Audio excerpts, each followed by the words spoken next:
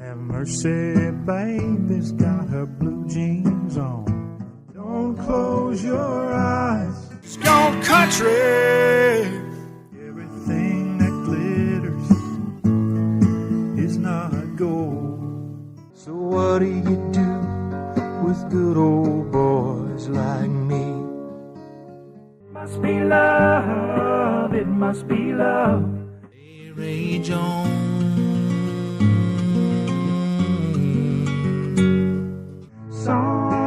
Song of the South.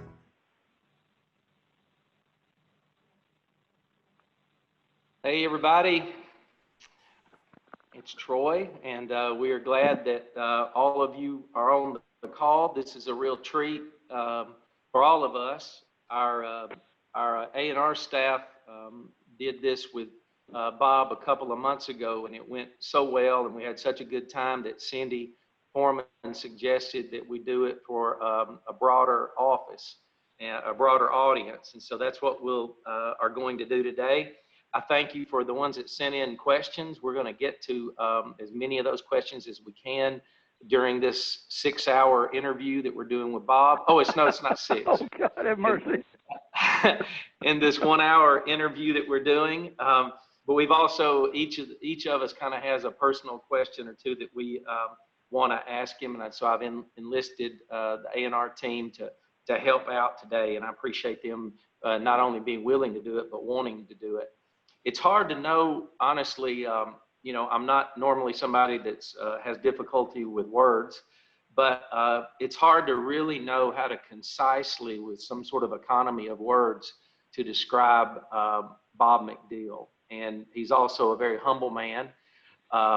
And so I know he doesn't like to hear a whole bunch of crap about himself, but I'll say it like this. Every musical genre, it doesn't matter what genre you're talking about, every genre has its heroes. Every genre has its most respected creators. Every genre has its most revered creators. Every genre has what they would call their top 1%. And that 1% is important because it's measured differently by people. There's usually 2 categories where you measure your top 1% in sports or anything else. One way to measure it is with the successes of the individual. And the other way to measure it is with the quality of the successes of the individual.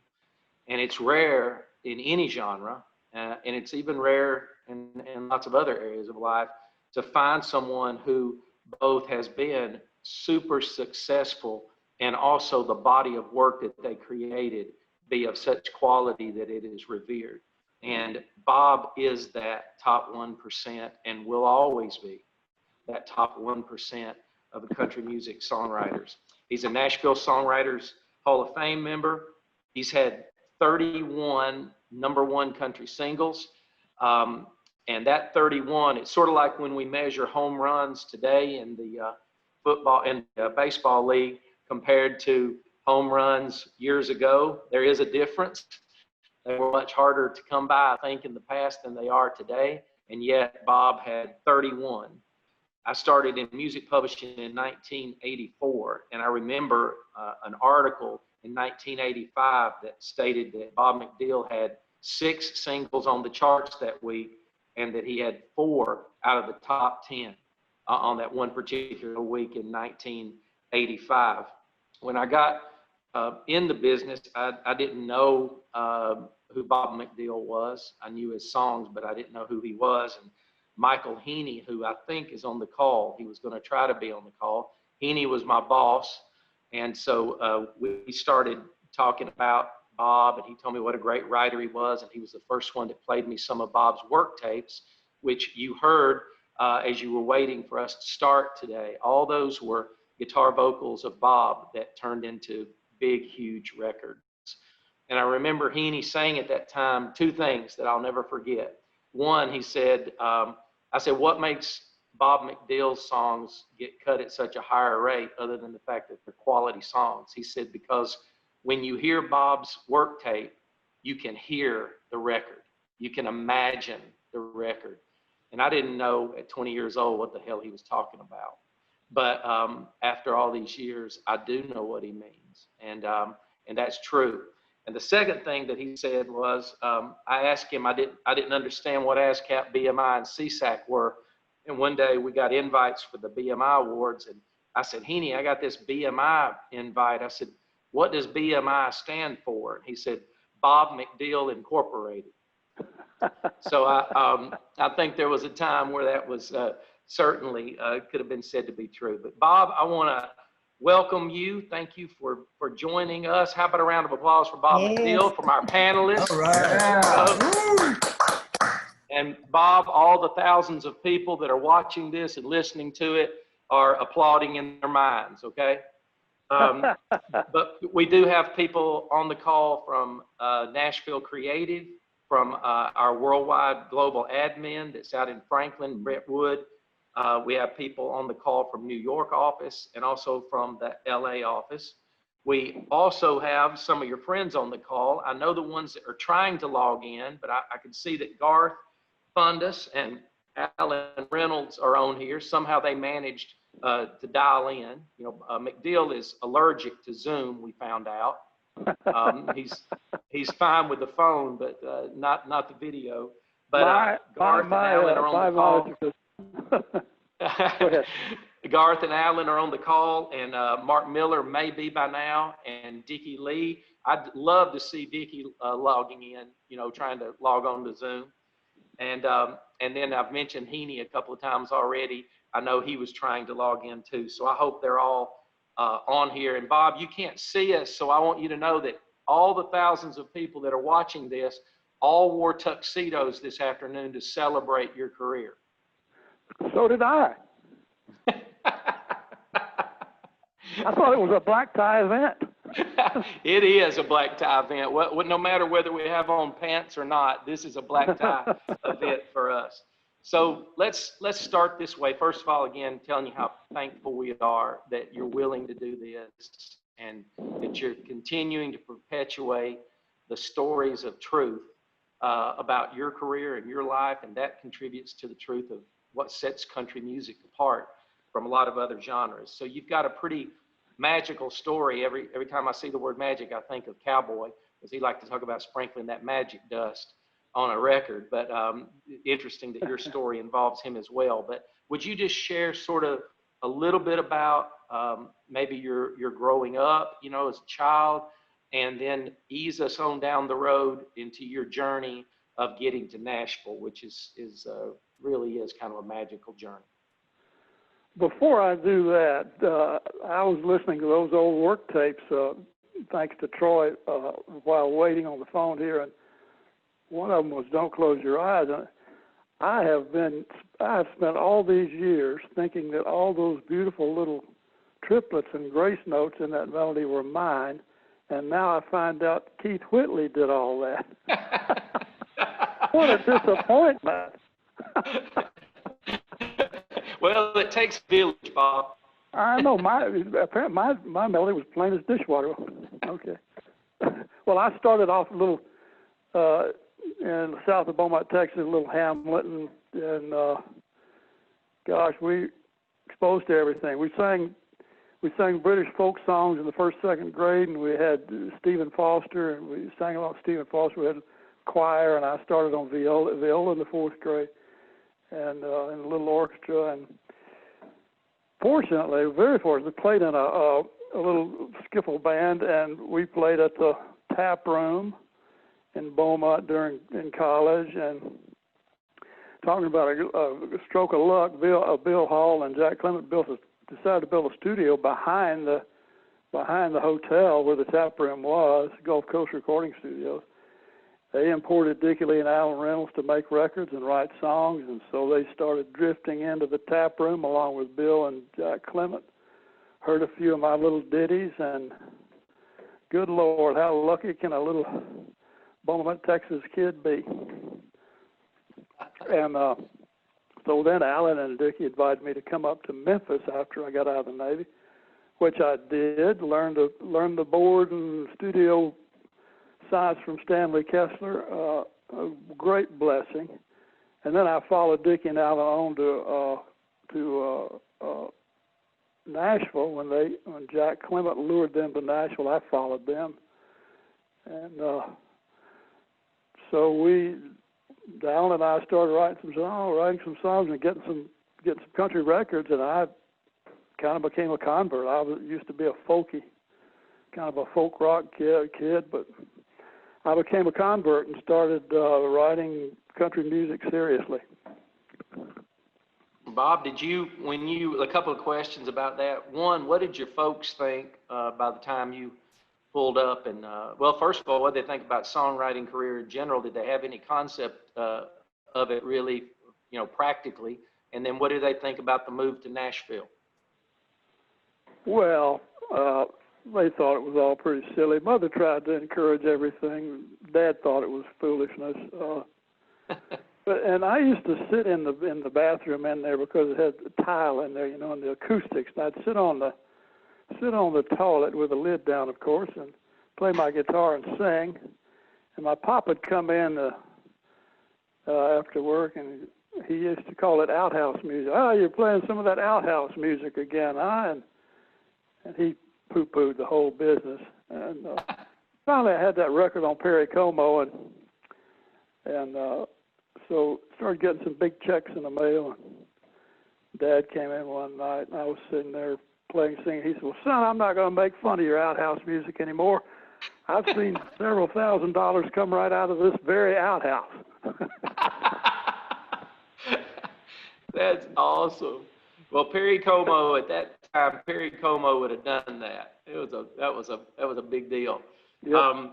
Let me ask you, when you made the move to Nashville, I guess Dickie and Alan encouraging you, was Nashville what you thought it was from a music perspective, or did you have a different idea of what you were getting yourself into when you came to Nashville? Well, it was kind of a mixed blessing. It was a great community and a great brotherhood and sisterhood, and people really hung out together and talked about music and all. And there were bars that everybody congregate in. So that was wonderful. Memphis did not have that at all. But on the other hand, I thought I was going to be able to make a living writing rock and roll and folk songs. And even though that was going on, some big acts were recording at Quad and so forth, I never was able to participate in it. So I started concentrating on country. Wow, that's fantastic, man. It really is a magical kind of a journey. I love it. Let's get to some questions so I can stop talking and you can keep talking. Cindy, why don't you kick us off, since this is your idea for today? So why don't you kick us off? Okay. Hi again, Bob. Hello. Okay. The first one I have is Tammy Helm from our Nashville office.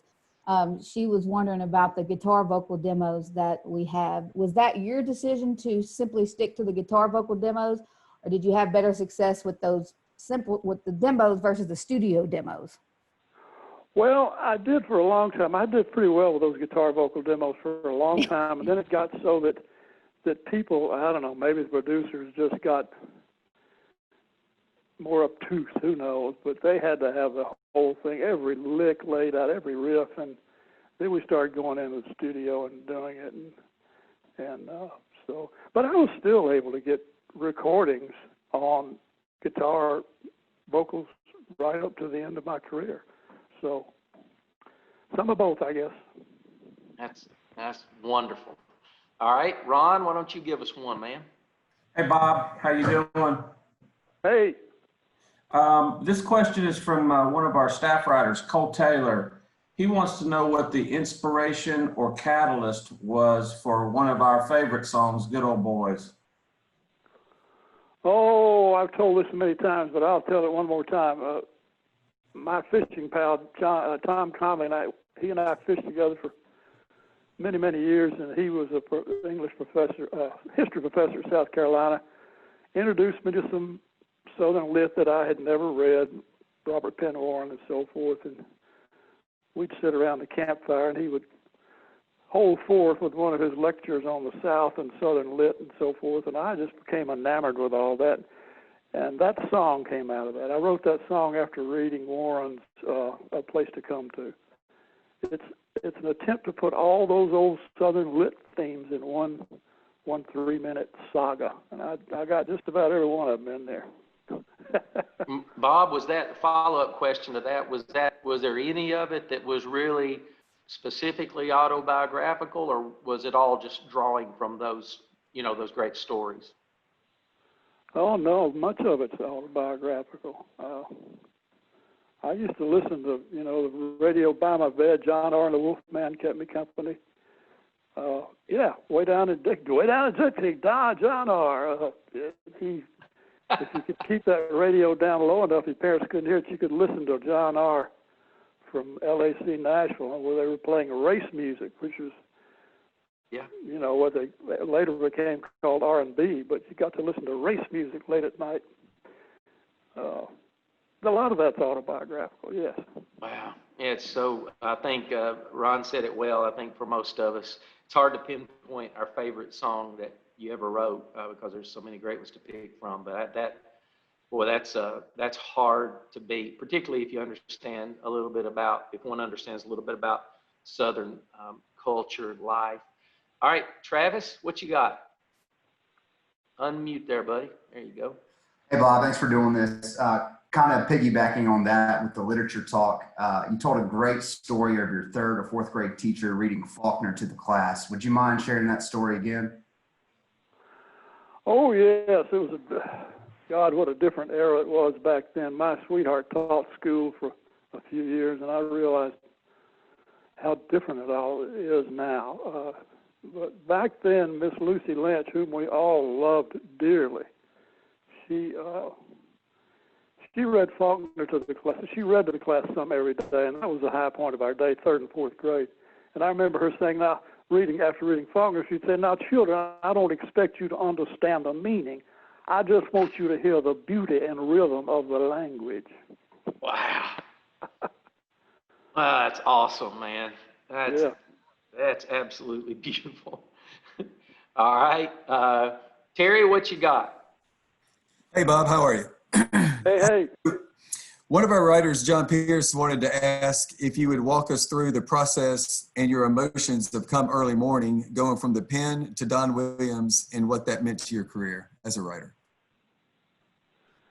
Oh, you won't believe this. You will not believe it.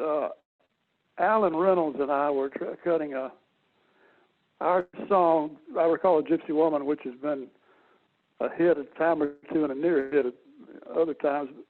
We cut a track on that, and it seemed to me that it wasn't a track, it was sort of a put together with me playing and, Alan blowing a harp and, just one of these jug band kind of things in the studio, and it got to sounding less and less like I Recall a Gypsy Woman and more like it wanted to be something else. So I went home that night and took that track and wrote a different song to it, which was Come Early Morning. Wow. I do believe you, but it is hard to believe, isn't it? All right. Missy, what you got? Hey, Bob. Yes. Our writer, Jamie Paulin, would like to know, what are a couple of your favorite memories or moments during your career? Oh, memories or moments. I don't know. Other than getting to know me a year ago? Yeah. I assumed you didn't mean that, Missy. Well, it's always a thrill to hear. It's always a thrill. This is a thrill. I remember this. I used to do my demos in Houston, little guitar demos. A friend of mine worked at KPRC and gave me studio time. And so Alan and Dickie recorded Happy Man, which later became a Perry Como record. And it was a local hit in Houston by the Jones Boys, they call themselves. So we've got these beautiful girls with us, and my friend John and I, we finished our demos, and we're going out to have a dinner or something.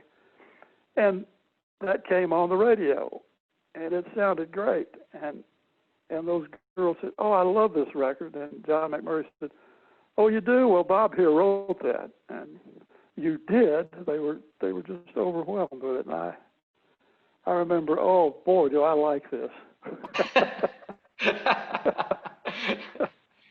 Right. Yeah, that's Roger Miller, had a famous quote where he said, "I've had all the booze I wanted and all the pills I wanted, but none of it compared to somebody liking my music." Yes, sir. He's right.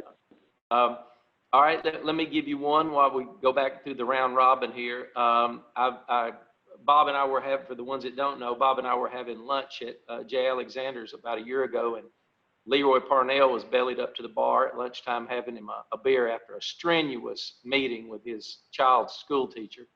And Bob and I went over and we started talking about On the Road.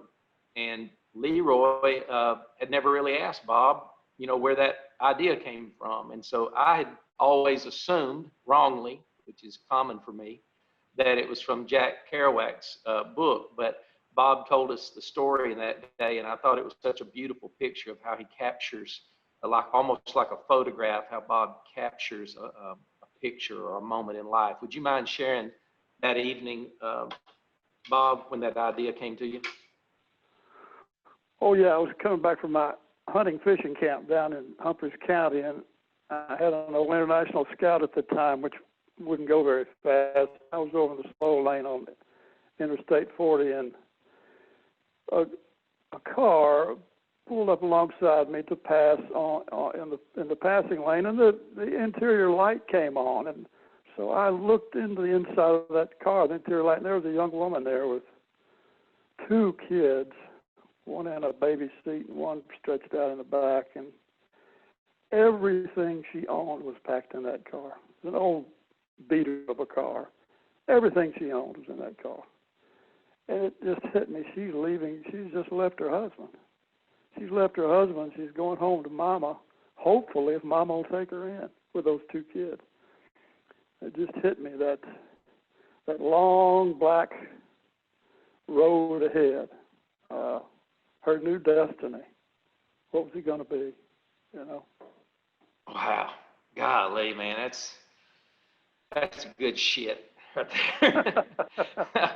All right, Cindy, we're going to go back to you now. Cindy, when you're done telling this or asking this question, I want you to share with the audience your favorite line that Bob ever wrote. Okay, but to ask your question first, if you don't mind. I'm sure the creative staff is sick of hearing that. I talk about it all the time. Okay, Kaylee Hammock, one of our artists, songwriters, wants to know, where did you normally find your inspiration? She felt like you start with the lyric before the melody, strictly from your finesse with the lyric, but she wanted to know your starting moments of inspiration.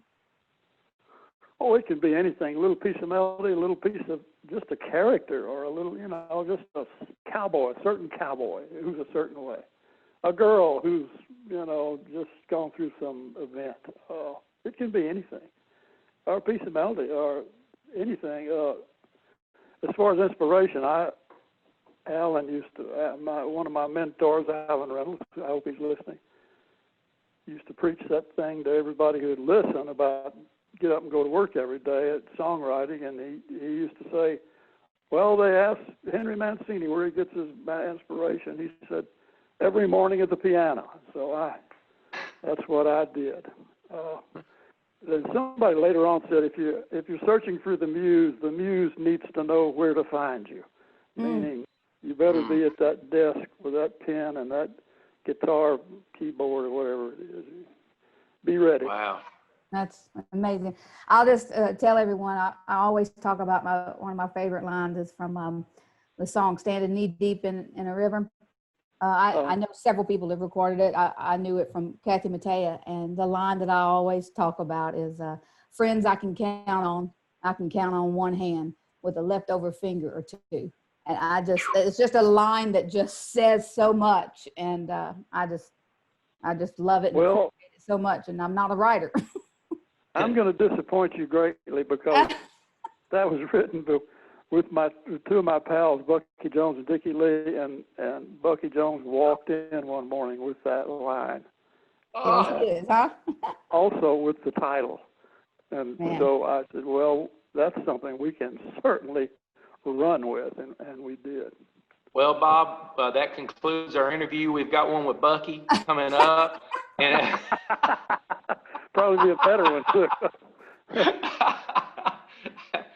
It reminds me of once when I was, an artist came in, it gave me their record, and I listened to the record, and I was struggling to find anything on it that I loved. And they came to see me a few days later and sat down, and I said, man, I just want to tell you that such and such song was my favorite song on the record. And the male artist said, wow, I'm glad you like it. That's the only one I didn't write on the record. That artist left when his deal came to an end. I don't know why, but let's do Ron. Got another one? I do. One of my personal favorite songs is the Everything That Glitters. And I was just wondering, did you take that idea into the write with Dan Seals, or did he have that idea? And how many sessions did you guys put in? How much time did you put in on that song? We put in eons on that song. I don't remember who had the title, but Dan and I had worked together, and we've written some good songs together. And we're both Texas guys and grew up going to the rodeo, and we kept saying, we got to write a rodeo song one of these days. And so somehow that thing began to take a form, and we worked on it on and off for months and months. And he'd go on the road and dink with it, and I'd stay in Nashville and dink with it when we'd get together, and finally got it where we wanted it. Bob, That's a great story. Somebody told me that, Kyle Lenning told me that Dan walked in and said, McDill and I finished this song, I really like it. He said, it's really too long and it's too involved and it can never be a single, but listen and see what you think. Wow. And I think I've told you this before, that's Blake Shelton's always said that's his favorite song. And I've talked to you about this following up on Ron's question. I've talked to you about this before, but I think the audience might be interested in it. When the lyric says little Casey's getting older and she started asking questions, and there's certain things a man just doesn't know. And I thought the way that you guys ever so subtly threaded the needle there to let it be known, it was about the coming of age of sorts with this little girl. That threading, so delicate. Do you remember anything related to that? Did that Jeff spend a little time? That line was mine, but the little Casey's still growing. It was a Merle Haggard song that I was influenced by to get that. What was that? Holding Things Together. Great song. Yes, great song. And something about it.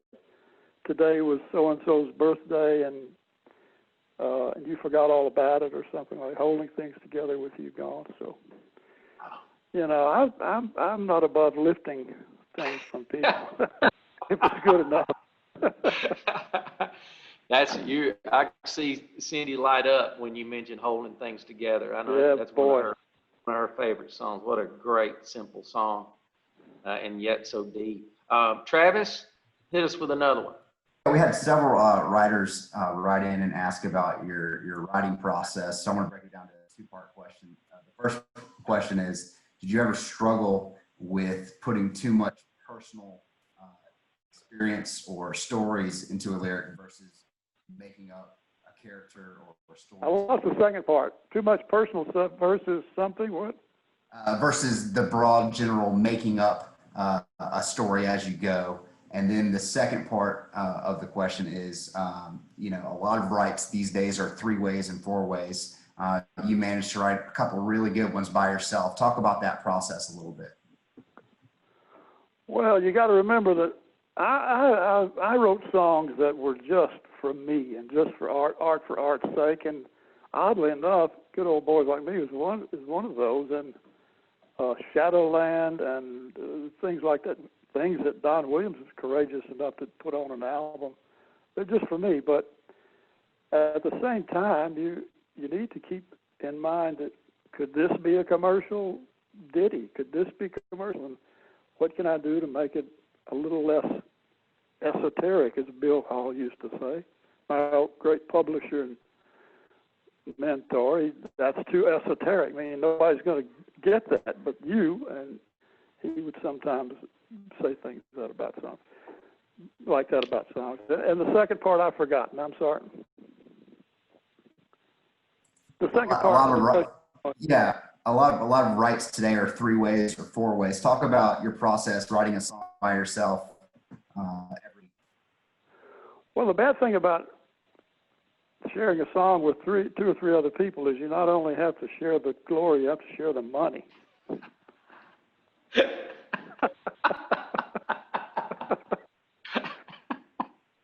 That's good. Anyway, I used to make an attempt to write them by myself, and if I worked on something that just was never going to be able to do it, I would bring in one of my pals, Waylon Holyfield, Paul Harrison, some of those people who could, have a fresh look and put a little different spin on this and that, and get me through the process. And I was always happy to share a song with somebody who could do that for me. All right. Bob, following up on that, I mean, let's just think about your years when you were in the Welt building over there. If you were going to write by yourself on a particular day, did you still generally go into Welt, or did you write more by yourself at home? No, I went in there every day, and they gave me that office, and that was my salvation. There was just too many distractions at home, too much going on, and it was impossible. And I tried that one time. One time I was a holdout, sort of like an NFL player, holding out for a bigger contract, and I went home and didn't go to the office for 3 weeks or so and tried to write at home. And my little girl would run in there and show me her picture that she'd drawn, and my wife would say, "Let's go play tennis." And so you see that it was impossible for me to work at home. Yeah, I found that out. We're a number of us are finding that out now, even though we're not creating something out of nothing, but even just trying to, which is harder, but just trying to get our work done, it certainly is. You bet. I'll bet. Not easy. All right, Missy, hit us with another one in this lightning round. Sure. You had such a long storied career. To you, what's the key or the secret to that longevity as a songwriter? Gosh, I don't know. Just try to keep your ear to the ground, to the radio, and try to move with the trends. But at the same time, we used to try to, my people I knew, my co-writers and myself, we used to try to push that envelope and get away with as much as we could. And I mean, musically, chord-wise, rhythmically, get away with as much as we could and still keep that song within a framework that could be on country radio or that a country artist might like. And for the most part, we did that. Sometimes I didn't care and just wrote things for myself, but for the most part, we tried to do that.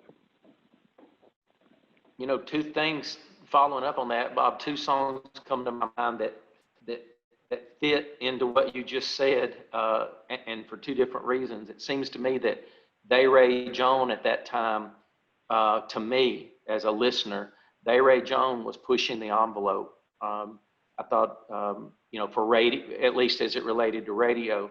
And then I wondered if you felt what you felt about its chances as it related to radio. And then secondly, in a different way, Gone Country, musically, melodically, and everything, I've always felt like that was pretty well down the middle and radio friendly. But I wonder if that lyric, country writers many times are a little hesitant to poke fun or to suggest things about folks from other places. Did you find either Day Ray Jones or Gone Country to sort of be pushing the edge a little bit? Yeah, both in any way? Day Ray Jones was way too dark, and that's why it wasn't a #1 record. It was a minor hit, but it wasn't a #1 record. I was surprised when Kyle and Dan put it out. It was pretty dark. But Gone Country, that we played that for a lot of people, and nobody liked it because they were afraid of it, because it was making fun of those people in New York and L.A. and Las Vegas and so forth. But Alan Jackson, he just does what he wants. He doesn't listen to anyone, or didn't, and which is kind of like Don Williams and Dan Seals. Those people are a great blessing for a songwriter. Anyway, he did it, and somebody asked Alan, weren't you afraid to put that out because it was making sport of all those people in New York and L.A. and so forth? And he said, nah. He said, all the listeners ever heard was, he's gone country, look at them boots. They never heard the rest of it. And that's a pretty wise fella. If you got to give him that, right? I would agree completely. All right, Terry, hit us with another one. All right, one of our artist writers, Dan Smalley, wanted to find out, is there a lesson you wish you would have learned earlier in your career?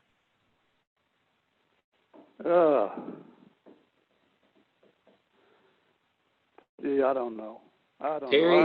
Terry, you might want to share, not to interrupt Bob, but Terry, you might want to share why Dan Smalley is asking that question.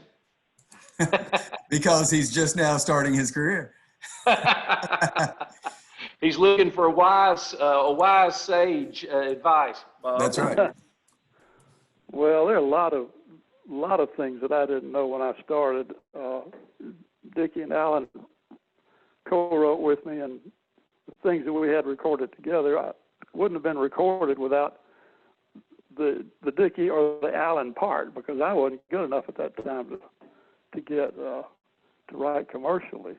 But there are a lot of things that I learned that I didn't know. Just for example, a chorus. You can go along with a busy staccato verse with a lot of information, but when you get to the chorus, it's got to get up and stretch out and soar and be suitable for harmonies and so forth. And I remember some really neat songs that I had that could have been really good if I hadn't had sense enough to know that when I was a young writer. Just one of many, many lessons. Yeah, that's great. Thanks. That's good. Let me ask you one. You and another Hall of Famer and another revered songwriter, Dean Dillon, wrote All the Good Ones Are Gone, that Pam Tillis recorded. Do you remember, I mean, I think the number one conversation that's taken place about that song is how it's so, female-centric, of course, and yet these two middle-aged guys at that time wrote this song. Do you remember anything about that would give us insight to you guys deciding to write that, or how that song kind of came about a little bit?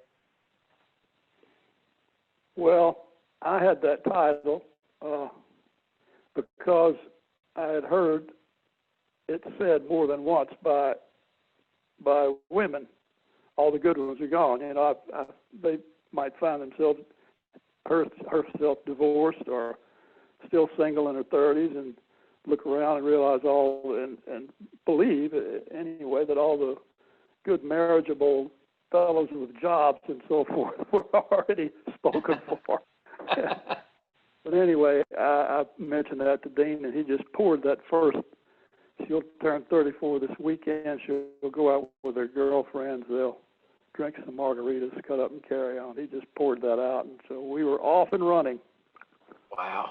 I've often said that that's the Dean Dillon kind of magic potion right there, isn't it? He can sit, that's right, and you wonder if he's even in the room with you sometimes, and then when you stop talking or playing, he just plays or sings something that blows you away. That's his magic. Yeah. All right, we've got one. I'm going to read Anthony, who's one of our admin big shots that takes care of collecting your money, licensing your songs, collecting your money, and making sure you get a royalty check. Anthony. Oh, man. Yeah. My favorite guy. I think you can just call him Tony. Y'all are that close. Good. But Anthony's loves the song Amanda, of course, and and we both, or all of us, know the two different versions of Don Williams and Waylon. Kind of what was the timing, on that happens very infrequently anymore. What was the time disparity between the two?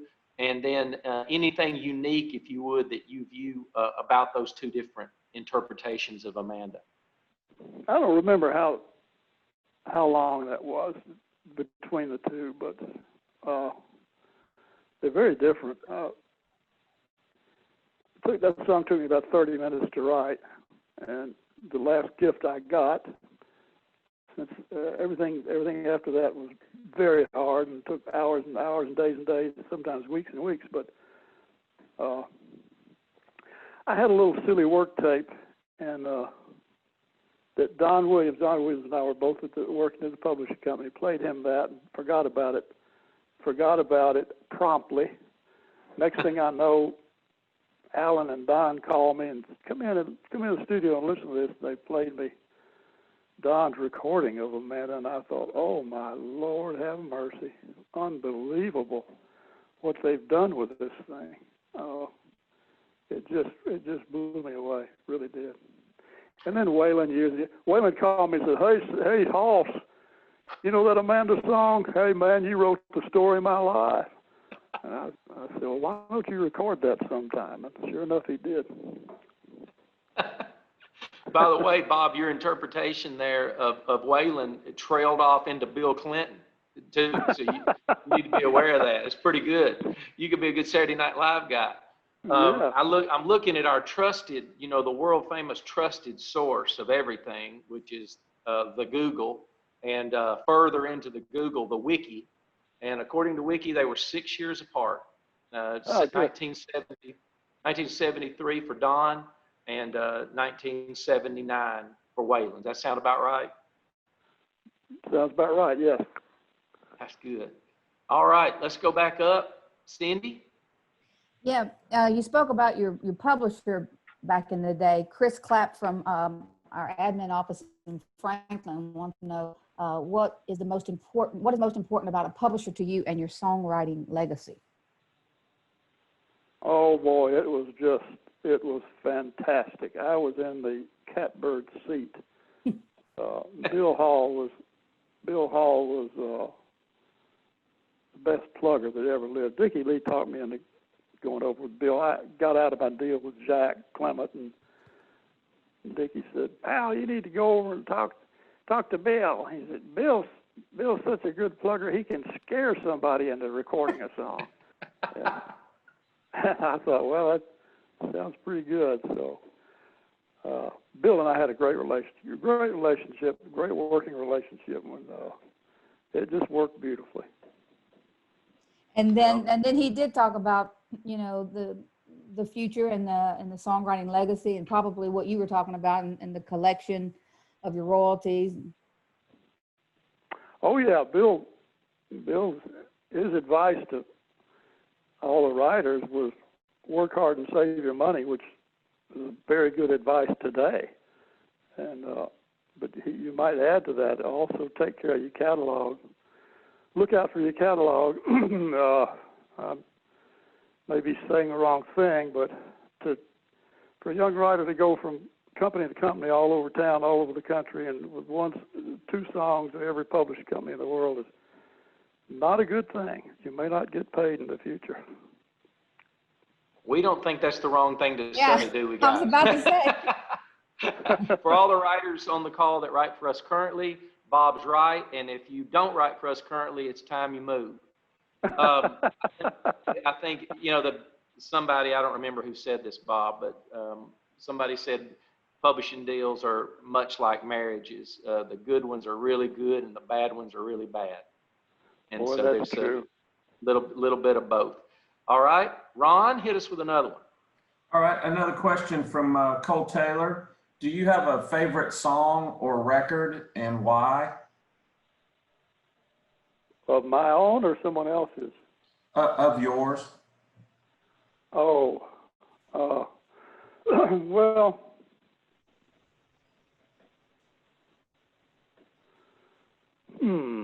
I've got several. Good Old Boys and Everything That Glitters, and some of the things Juice Newton did, like I'm Dancing as Fast as I Can, some of those pop things are really good. I'd have to think. I'm sure there's some I'm not mentioning. That's a pretty good list to start with. All right, Travis?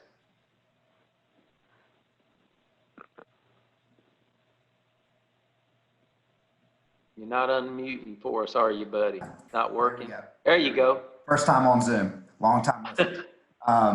We had another one from Chris in admin talking about is there really such a thing as retirement for a songwriter? You know, the day you stop writing songs, where does that creative outlet go after you stop writing songs? Huh? Oh boy, you sure can. You can get so burnt out. I wrote a lot of stories and articles after I kept me busy for a while after I retired from music, and then I got so that whatever I wrote nobody would publish, and so I got disappointed with all that and quit everything. Now I do nothing, absolutely nothing. But when I think you know when it's time to quit music, quit writing. I did. I wasn't getting anything recorded, and I didn't like what I heard, and I didn't like what was going on, and I just had a hard time getting excited about it. Not that I don't like some of the things I hear now. That was just then. That was then, not now. Yeah. Something, speaking of listening to now, are there songs out there now that you just love? Boy, there's one that can't remember the writers, can't remember the More Hearts Than Mine. I bet you've all heard that song. That's Universal writers. Pardon me? Those are 3 Universal writers. Missy Roberts and Cindy Foreman worked with those writers, and we're very, very proud of that song.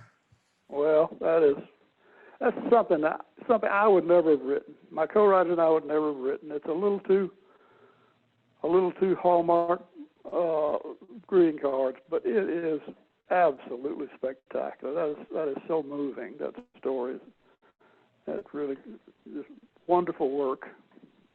Well, we can't wait to tell Ingrid, one of the writers and the artist and co-producer on it as well. She'll be thrilled. I'm sure Missy will take care of that, but she'll be thrilled to hear good. that. What's her name? Ingrid, tell him about her, Missy. Yeah, so the artist's name is Ingrid Andress. We've been working with her for about 5 years now. Ingrid Andress. Yes. Her name. One of the most. Go ahead. Did a great job on that vocal is great too. That song is classic and quintessential Ingrid. She's, for her age group and era, she's one of the most prolific writers and artists that we have in our format. Wonderful. There was a time when that song would have been picked up by somebody like Bette Midler, and they would have added strings and blah, blah, blah, and it would have been a big pop hit. But maybe those days are over. I don't know. Mm-hmm. That's one of the beauties to Ingrid. She's so capable of writing a song that can be a big hit in our format, but something that could be a global song as well. She's very talented at that. Good. Go with a question, Missy. Yeah, what were some of the biggest challenges to new writers when you were starting out? Oh, biggest challenges.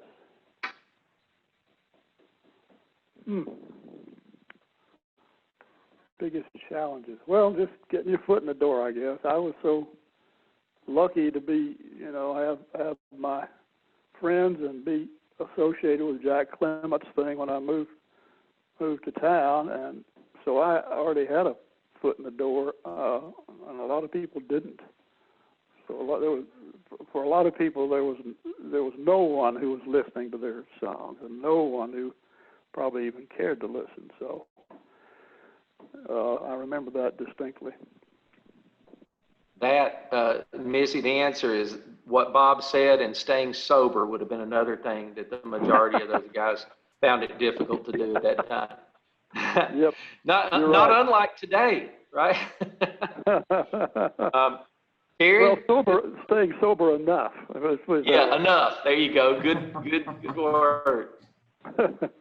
Hey, so Bob, the other day I was needing to get my Don Williams fix, and you can't see this, but I'm holding up the Don Williams Country Boy album, and I want to pivot from songwriting, which, by the way, you have 4 songs on there, which are awesome. Louisiana Saturday Night, Sneaking Around, all these really good ones. But I noticed on here that it says, under the credits, it says Bob McDill acoustic guitar. So did you play on a bunch of records? I wasn't aware of that, to be honest with you. What was it? Is Good Old Boys on there?